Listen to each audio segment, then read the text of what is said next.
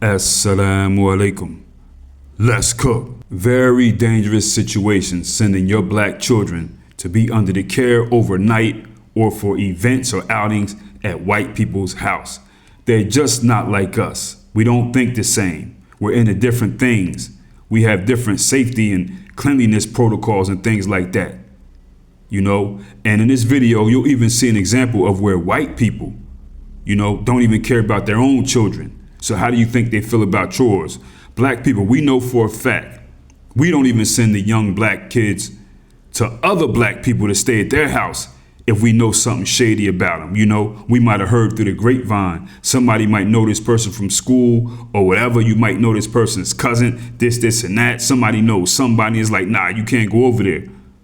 But with white people, the problem is when black people are under the Caucasian European hypnosis spell, whiteness is delightness and is rightness and is safety all the time. Not at all.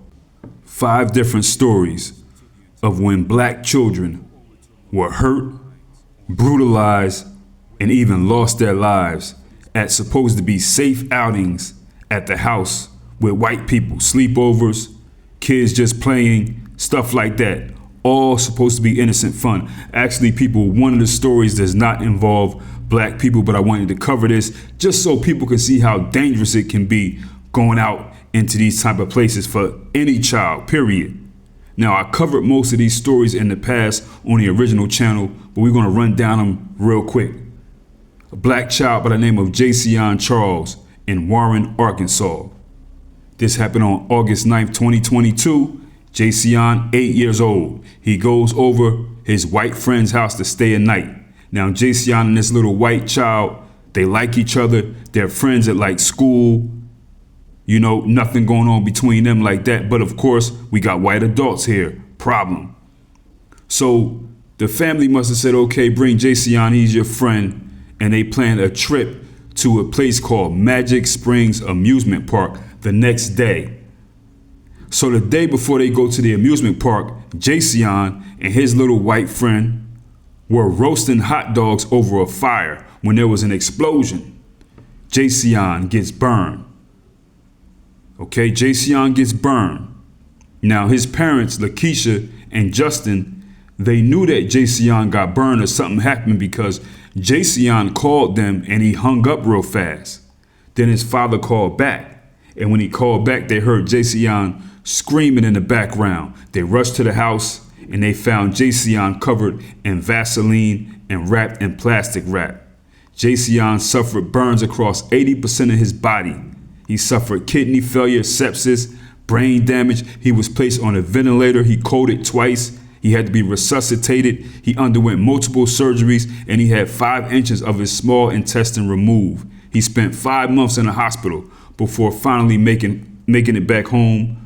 Had to relearn how to walk and talk and things like that. But Jion is doing well, He's recovered well. He's recovering. Of course, this is a scar for life. Now, what really upset the people, his family, is nobody at his little friend's house called 911 or emergency services. Jion's own parents were the ones who went there, got him, and took him to the hospital. These people didn't even call 911. They didn't panic. They didn't jump in the car and go speeding down the highway. None of that. Okay? And when it was reported to the police did not reach out for witnesses or interviews or review any medical records for 2 months after this incident. So, of course, all this crucial evidence, delaying it like that causes a problem. They probably weren't going to do nothing anyway. Jion's father, Justin, said that he believed race played a role in a lack of urgency from the investigators. His mother was upset. His grandfather says that so many people have dropped the ball and that they should be held accountable. His grandfather said the story never sat right with me from the beginning. And in October of 2022, the Arkansas State Police took over the investigation from the local authorities, okay? They thought that maybe something's going to happen. The family is thinking, okay, well, the state is taking over. Nothing at all. It's a wrap. These white folks whose house Jion was at, they're out living their life doing as they please. It's Jion word versus theirs. They probably have people in law enforcement and things like that also. them versus some black people in Arkansas, ain't nothing going to happen. This whole Jion situation was wrong from the beginning, but I'm glad that Jion is recovering well. This is messed up. This boy almost got burned to death, and it's not even his fault at 8 years old. Black people, do we roast hot dogs over an open flame? Do you ever remember doing that, black people? Do you ever remember as a child at your friend's house, a relative of your house, a hot dog being roasted over an open flame, a hot dog being cooked in anything other than some boiling water or a stove or a grill that kids didn't play with? Do you all remember anything like that? Now, in this next one right here, no black children were hurt, but this just goes to show how psychotic some of these white adults may be when you send your children to their houses. Now, this is about a guy named Michael Maiden. He's from a place called Lake Oswego, Oregon, a real sleazeball right here, real Mayo monster. Now, on August 25th and 26th of 2023, Mike Maiden hosted a sleepover for his 12-year-old daughter and 3 of her friends. Red flag from the jump. So it's going to be 4 girls over there. One of them is his daughter. Then there are 3 of her friends. Now the girls, they spent the evening watching movies, giving each other facials, doing little girl stuff. These are little young 12-year-old girls, okay? At around 9, 10 o'clock at night, this guy, Mike Maiden, he goes and makes mango smoothies for the girls. Now, when he gives these smoothies to the girls notice that there are these small white chunks in the smoothie. So one girl said that she didn't want the smoothie, but he went and made another one for her and insisted that she drink it, you know what I mean? He went and made another one. But what this guy was doing was he was lacing these smoothies with something called benzodiazepine, okay? Something to just knock them out, put them to sleep so that they don't know what's going on. And yes, he even gave it to his own daughter. So the girls, they all drank the smoothie, boom, they out, blacked out. But it was one girl who just drank a little bit of hers, and she stayed up. I guess she wanted to make it look like she was drinking it. She didn't want it in the first place, okay? And she said that she actually pretended to fall asleep because she didn't feel safe. And she said she was faking like she was asleep. And this dude, Mike Maiden, the dad, he was coming downstairs checking on the girls, waving his hand in front of their faces and putting his finger under their nose to see if they breathing or if they really sleeping, all this other stuff. Yeah, real sick. He was checking to see if they were unconscious, and he was moving their arm up and down and stuff like that. Real sick dude. So at about 1:43 in the morning, that girl that stayed up, she sent a text to her mother, "Mom, please pick me up. I don't feel safe. Please, please." Now her mom didn't immediately hit her back. So she contacted a friend of the family, and they picked up the phone or whatever. Boom, they went to the spot, came and got her. Then they finally got in touch with this girl's parents. That girl's parents called the other girl's parents, and they all came to get their daughters at around 3-something, 4 in the morning or whatever. And of course, again, this guy had laced these smooth, because all these girls tested positive for benzodiazepines or whatever they call people, just something to just knock you out, put you out. Could be a date RAPE type situation. I'm sure it'll work for that, right? It's probably all kind of stuff that'll work for that. Now this guy's busted, this Michael Maiden dude. He's got to face some charges. He was charged with 3 counts of causing another person to ingest a controlled substance, 3 counts of applying a controlled substance to another person, and 3 counts of delivering a controlled substance to a minor. He goes to court. He pleads guilty. Okay. June 10th, 2024. He's in court. He says, "I apologize that I did this to these girls, but I did it because I was worried that they would sneak out the house at night, and I wanted to make sure they stayed asleep." So that just goes to show how he's not humble, he's sick, and he's very dangerous. He's still lying. This guy right here, Michael Maiden, after what he did, he was sentenced to 24 months in prison. People are upset. 24 months. He's out right now, probably doing the same thing he's been doing. Why was he only sentenced to 24 months? Because, again, the white community typically do not care about children. And that judge is probably into the same thing, people. I mean, if that's a male judge, you kind of, you know what I mean? Who does that? Who gives somebody 24 months for doing something that dangerous? What was this guy going to do if that one girl didn't make that call? He probably had all kind of brutal, nasty things that he was going to do to these little people right here. Okay, people, we going to a place called Beaver Falls, Pennsylvania now. Black child by the name of Daryl Love. Daryl Love, 16 years of age. Now, this is what happened on December 18th, 2024. A so-called white friend named Eric Craftsman Jr., he goes to Daryl Love's house. The white boy is going to his so-called black friend's house, okay? He's going over there to visit, stay a while or whatever, hang out. So he goes to the house to visit Daryl Love. And when he's there, he just pulls out a gun and shoots Daryl in the face, kills him. Just that stupid.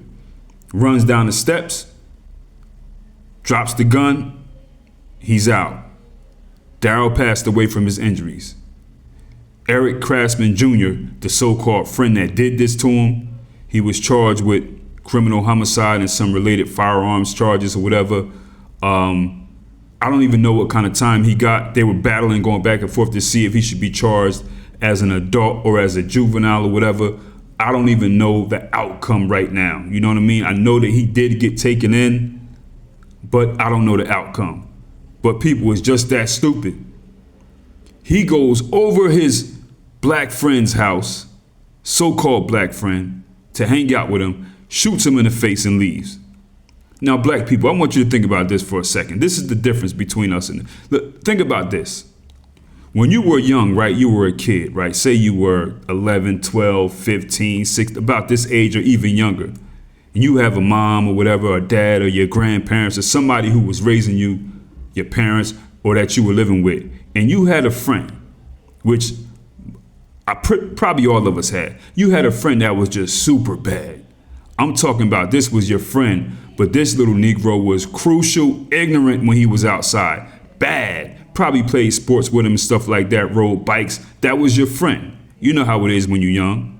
Now, when this bad friend you had, when he came near your mom, your grandmom, your dad, or your parents, they came to your house or this friend came to play, they would always act like the best, most respectful little kid ever. It was probably from like a messed up home or probably had a home where their mom or their parent couldn't control them or whatever. But when they came around you, all that animal thug stuff that they would be outside, they would act like the most respectful person around your parents or your grandparents or whatever, just because they knew they was somewhere where they could just chill and be regular. They didn't act all ignorant. Nobody's running up to your house acting like your friend, shooting you in the face like this old stupid white stuff right here in Pennsylvania. This is what happens in those communities. You ever see, there's this documentary, right? Or stories, a lot of documentaries and things you can read about this black child in DC named Shorty Pop. He was a killer. He was like a hitman as a kid. I'm talking before 18, like a kid, 13, 14 type, really young. He was already, taking people out of here. And I remember watching about this kid, Shorty Pop, in Washington, DC, right? And reading about him and stuff like that. And he would always go to his friend's house.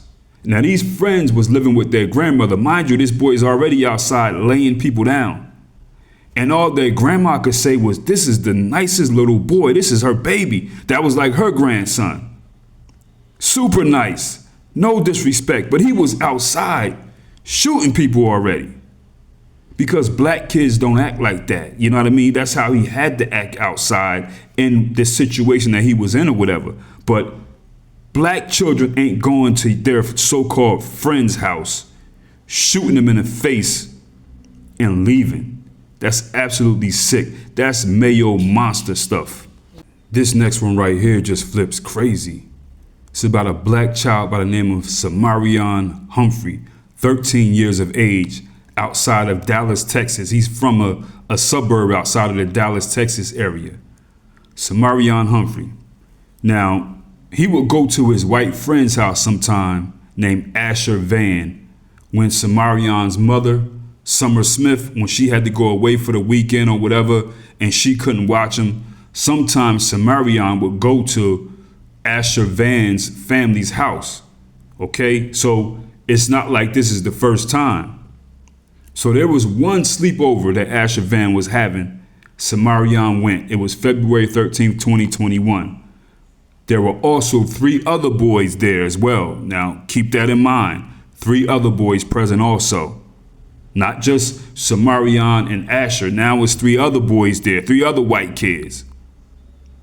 Now, when they were there this time at this sleepover, Samaran Humphrey said that Asher Van and the other kids were shooting him up with BB guns. They forced him to drink urine. They were just brutalizing him. Now, you notice, people, it wasn't a problem before, right? You know, it wasn't a problem before. I'm not saying that they should have let Samaran go there at all, period. But nothing happened before, because if it happened before, his mother wouldn't have let him go back. When the other 3 boys came, they formed Pel Voltron. So Asher Van is like, okay, I got my brothers here with me now. Who we gonna get? Let's brutalize the black boy. They formed Pel Voltron. They got Samaran, okay? That's what happened. That's what really happened.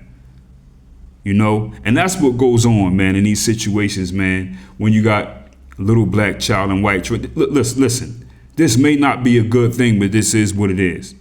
If your black son is hanging out with white people and he ain't coming home with gifts, little gadgets, new hats, shoes, monetary things that little kids like, and you like, where you get that at? And he like, oh, Asher and them and a Hunter and them, they gave it to me.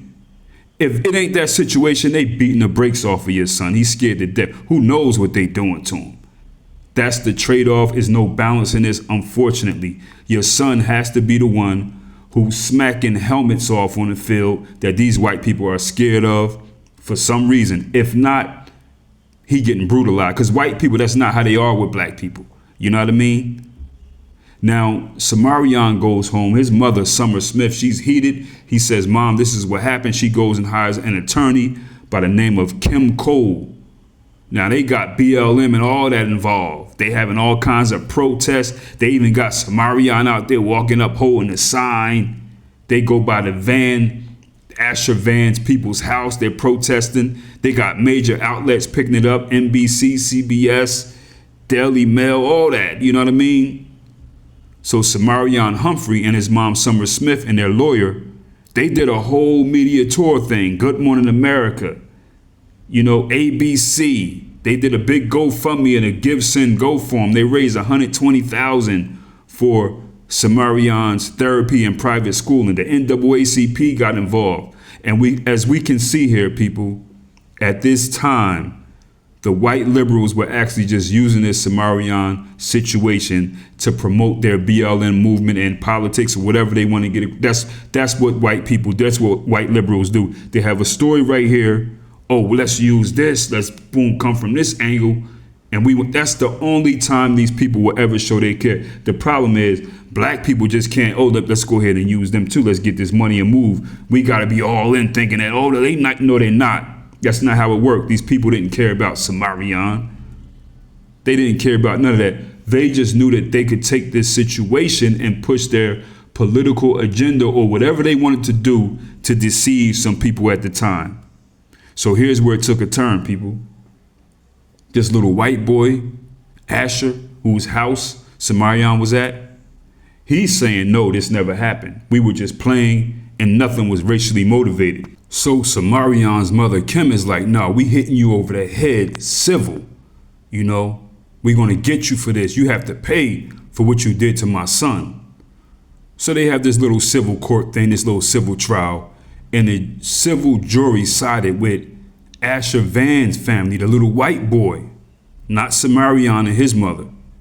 And they said that this kid, Asher Van, this poor little white boy, is being falsely accused. And Samaran's mother, Summer Smith, and his attorney, Kim Cole, these black women here, you have to pay Asher Van $3.2 million in damages. finding the false claims and viral narrative caused severe emotional distress and invaded the privacy of Asher Van. Them white people flipped it on it. They said, nah, you gotta pay them.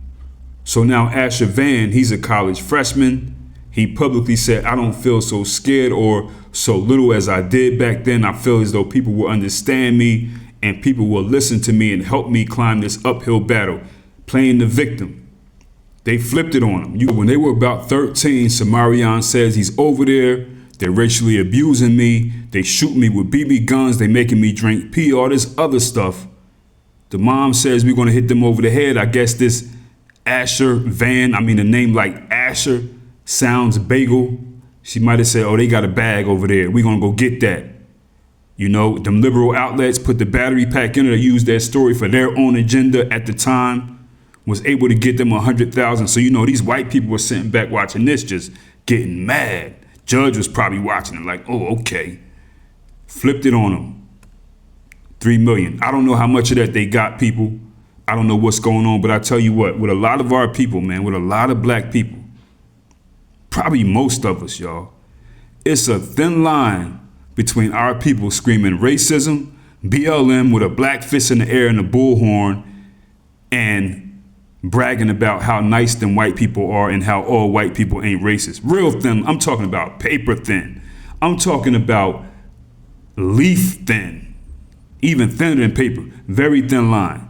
Because Samaran was going over the house. You know what I mean? These people were already the way they were, but he kept going. So if these people would have treated him nice, what would you think his mother would have said about these white people if you said something to her? See, it's a thin line. It's a very thin line between them being out there with a BLM fist and horn and then telling you, oh, all white people ain't like that. These are the types. We going to a place called Cypress, Texas. A black child named Corey Thompson, 17 years of age at the time, and this right here went down in March of 2021. So Corey Thompson, he's a high school student. He's on the football team, good boy. He goes to his so-called friend James Sotelo's house in Cypress area of Texas, okay, Harris County. His so-called friend, Corey, goes over there to stay the night. At 3 a.m., out of nowhere, James Sotelo goes into the room where Corey is sleeping and fired 13 shots, hit him 11 times. Corey died. It's just that stupid. He shot so many times that one of the bullets went through the wall and struck his own brother. James Sotelo, he shot his own brother through the wall who was sleeping in the other room. Hit him in the head, but his brother survived. Now people are asking, well, why did James do it? It's just that stupid, y'all, because he wanted to. To this day, they say that he has no motive except he tried to say it was self-defense, but prosecutors are like, nah, come on. We got the details here. So this James Sotelo, he was charged with murder, aggravated assault, deadly conduct related to these charges connected to him shooting his own brother, wounding his own brother. And in 2024, they found him guilty of murder. He was sentenced to about 40 years, I think. I think he got 40 years in prison for the murder. They gave him 40 years. And this case right here drew some attention because it was just that stupid. They were like, why did he do that? People, why did he do that? Get in the comments. Why do you think? He thought this was his white buddy, you know, and he just woke up and said, you know what? I'm gonna go ahead and kill this N-word because I'm bored. Maybe it was that, or maybe this whole relationship could have been a bait-in or based off of some kind of satanic ritual, you know, that he had to fulfill, an organization that maybe he's with on the dark web or Discord, or maybe his parents or whatever, who knows? Maybe he had to fulfill a pact with the shaitan. I don't know. It could go either way. He could have just got up and said, I'm going to do this. I don't know. But for some reason, it seemed like he had to do it. And people, look at this right here. Look at this friend he has that's named James. James is already a dropout. Corey is in school, playing sports, doing what he has to do. You know what I mean? But that's how it goes, people. When you see these white kids befriend these young black people, it's either about being sports teammates, which could be positive, but you still got to watch that. But if it ain't that, everything is all negative and bad. It's gloom, it's low vibrational relationship, it's grounded in drugs and drinking, because these are the type of people that white people know who to go hang around, man. You know what I'm saying? It was something about Corey that James felt he can be my friend. I don't know everything about his life, but he was getting ready to graduate and all that other stuff. You know what I mean? So when people see these type of friends, or black kids and white kids, so-called good white kids who are out thriving and they're going to be successful one day, the ones who may be going to Dartmouth and Baylor and Texas Tech and all that, they don't hang with black children. They're too busy being racist themselves. They don't even invite, like, if it ain't nothing in it for them, like, whatever, you know what I mean? They don't need black friends. They don't even want them unless there's something beneficial in it for them, and that's usually through sports. That's it. So these are the relationships that go on, man. I mean, that's what it is. Condolences to all the families of these black children who lost their lives, you know, really messed up. People get in the comments, let me know what you think about this. And again, link in the description to my masterpiece, The N-Word Is No Secret in the Service, and also link in the description for the email list so that you know where the content is if YouTube start doing their YouTube thing easy.